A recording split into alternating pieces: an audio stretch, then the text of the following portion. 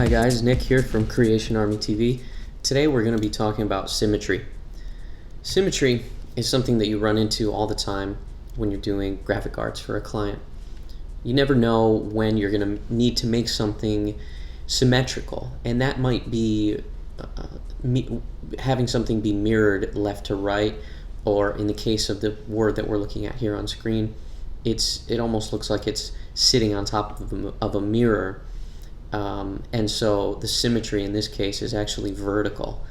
And symmetry is easy to achieve in Illustrator, and it ties back to what I was talking about in a previous video about using the appearance palette.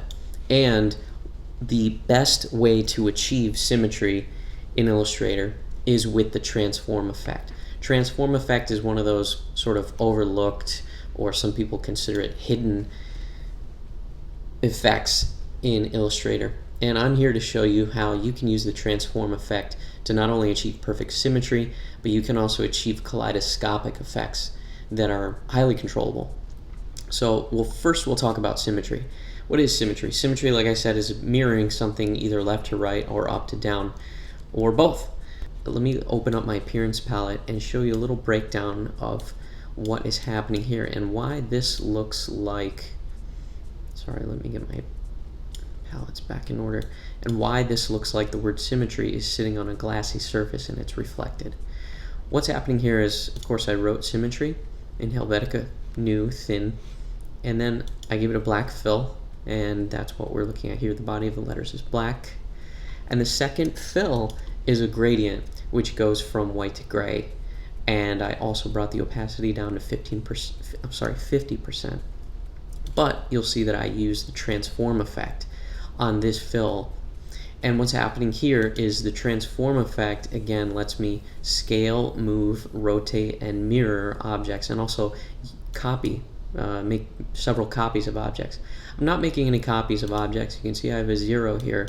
But what I do have checked here is reflect Y. What that does is it reflects my object vertically, as if the mirror was sitting here on the ground. And I will choose this hinge. You'll see a little diagram here of, I don't know what to call these, corner pins, I guess, of the object. It's a representation of the object's perimeters. And if you choose the bottom center, then the transformation that you dial in here will take place hinged on this area. You'll see if I click here that the fill actually moves up, and now it's vertically aligned with the rest of the word, and it's impossible to read. If I click this hinge at the top, then now my transformation, or my reflection of the y-axis, or along the y-axis rather, is now reflected towards the top of the word, hinged to the top of the word. But I want it hinged toward the bottom, and it's reflected down. And it's actually moved a few pixels too. If I set this to 0, you can see that it doesn't exactly line up with the bottoms of the letters. It lines up with the S perfectly, because the bottoms of curved letters usually go below the baseline. But the bottoms of the flat letters, like the Y and the M, don't line up. So what I'll do is I'll just kind of shift it upward a little bit, maybe 8 pixels this time, and I'll hit OK. So this is how a lot of those glassy reflections of text are achieved in some advertisements that you've probably seen in magazines or online. So let's delete this. Now let's talk about how I achieve those on a little more basic level. So an effect that I always had to create, or sorry, a piece of art that I always had to create at a previous job was creating police badges.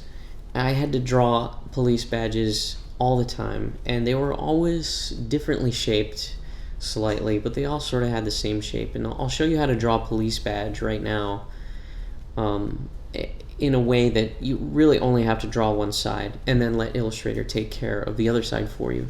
So I'm going to use my pen tool, and what I like to do is start at the top side. You don't have to. You can always start at the left side if you want to.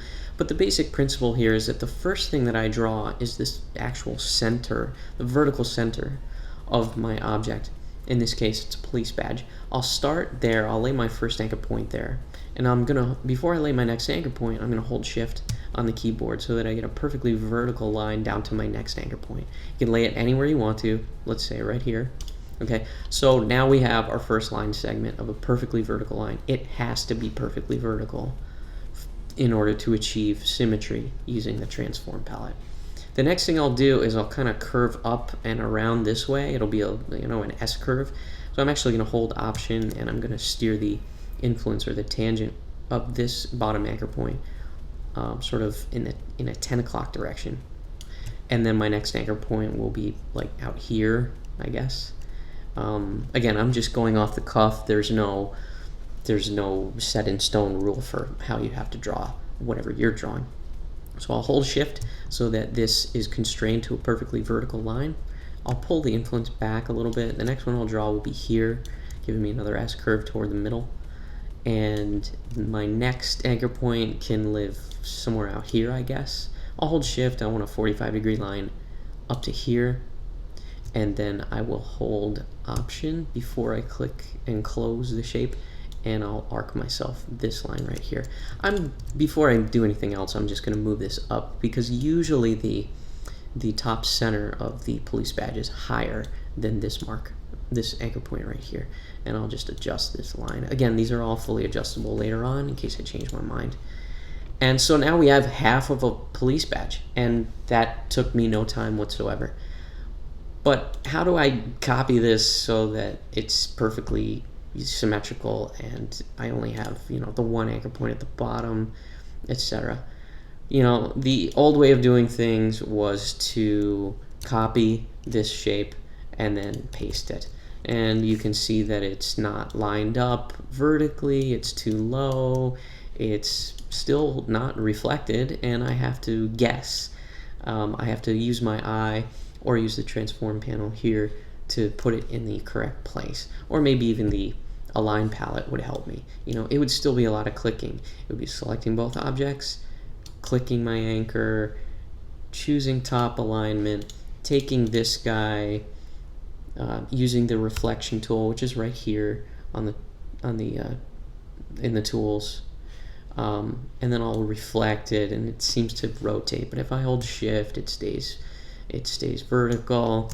And then I have to zoom in and move it over. Maybe I could hit Command U to bring up my smart guides, and then it'll sort of snap to the other one. And now I have two objects that I have to worry about, and then I'll take these two and use the Pathfinder and weld them together. Well, that was the long way. That's the way that if you don't know the transform effect, you're sort of stuck doing it the long way around. But I'm here to tell you that the transform effect can save you 20 clicks.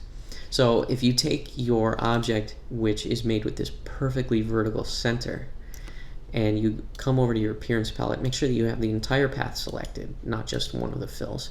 Entire path selected, use the effects, and bring up distort and transform, and transform.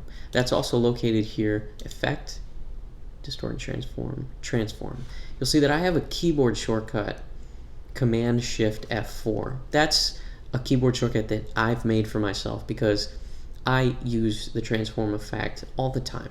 So I encourage you to go into Illustrator's keyboard shortcut panel and set yourself a shortcut for this one. This one's great. So I'm going to choose my path, and then I'm going to use effects, distort and transform, and transform. And it comes up with the transform effect, which if you've seen my other videos, you might be slightly familiar with how this works.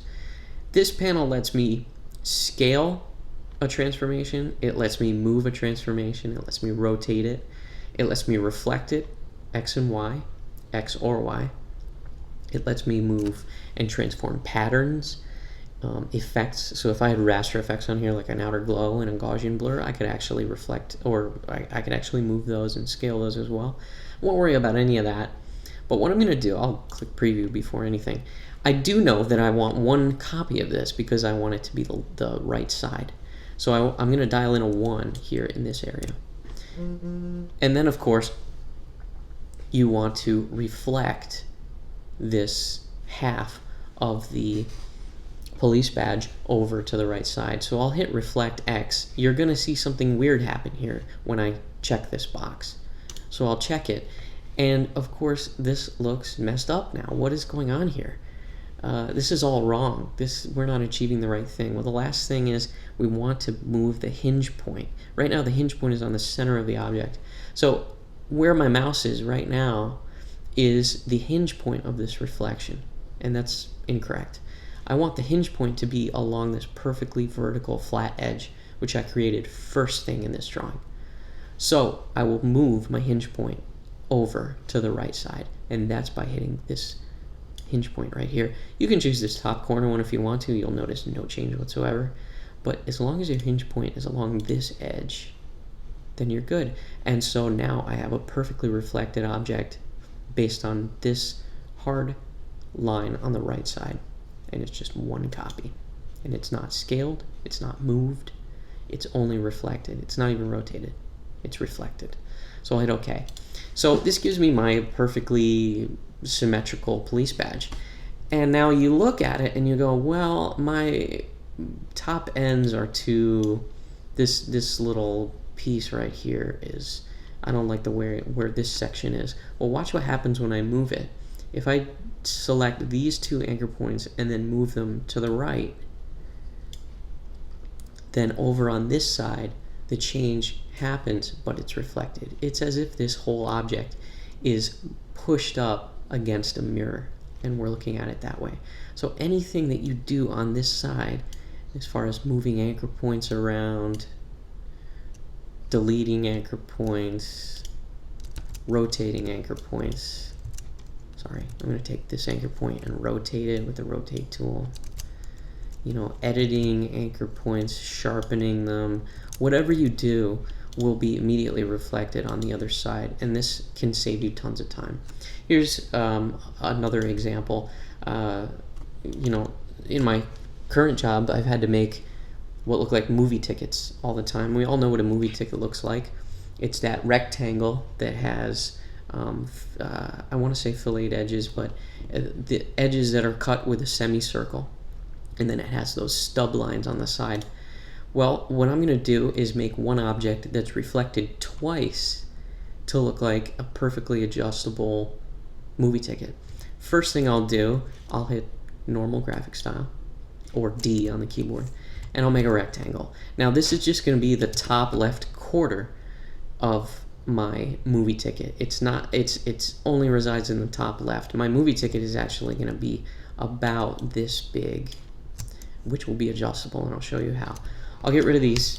All right, and this will be the building block of my movie ticket. Like I said, in the corners, in this top left corner, there's usually a circle sort of cut out. Let's make a circle and sort of put it right here. And that is our movie ticket, or our raffle ticket. You can put it anywhere you want to. And let's take these two objects and use a pathfinder. If you hold Option while you click one of these, you'll retain your original circle and your fill. I will do another video very shortly in the next few weeks telling you all about how to use the Pathfinder palette. Pathfinder is great for cutting into shapes and dividing shapes. So now we have a circle that's punching this virtual hole through, or this quarter circle hole down into the movie ticket shape, or the original rectangle. And movie tickets also have these little cut off pieces from where they're joined to the next movie ticket before, but they were torn. So what I'll do is I'll take, with my direct select tool, which is A, I'll take this circle in the corner and I will hold Option and drag it down, and that will actually duplicate it, making another huge cut. I don't want it to be that big, so I'll hit V on the keyboard, which is the general select tool, and it brings up the object's scale handlers, and I will just hold Shift near the bottom and scale this thing down, and using direct select. I'm using direct select a lot because if I just use V on this whole object, it'll select everything.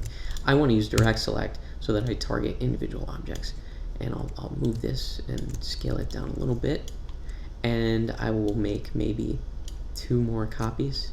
You can hit Command D to do it again. There we go. So now I have 3 little holes that represent the area where my ticket has been torn off. All right, so this is 1/4 of a ticket. So like before, while I was doing the police badge, I want to reflect this over to the right side, and then I want to reflect everything downwards. So I will choose my compound shape, and I will reflect it using distort and transform and transform. And once again, we're going to skip all the moving and scaling because we're not doing any of that. We're not rotating either. I'll hit reflect X, and I want to reflect my new copy. I want 1 copy, and I'll hit preview. And so now you can see that my copy is reflected to the right side, and that's going along this perfect vertical right edge. And I'll hit OK.